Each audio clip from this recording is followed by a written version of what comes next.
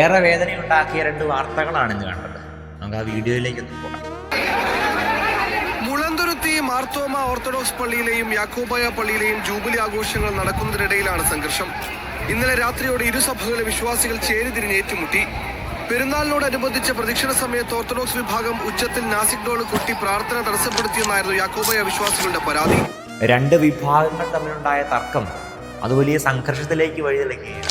ഈ തർക്കത്തിന് കാരണമായത് എന്താണ്? പ്രാർത്ഥനയെ തടസ്സപ്പെടുത്തി എന്നുള്ളത് നമ്മൾ ചിന്തിക്കേണ്ട ഒരു കാര്യമാണ്. രണ്ടാമതായിട്ട് ബിസ്മിയുടെ ഒരു പരസ്യവാചകമാണ്.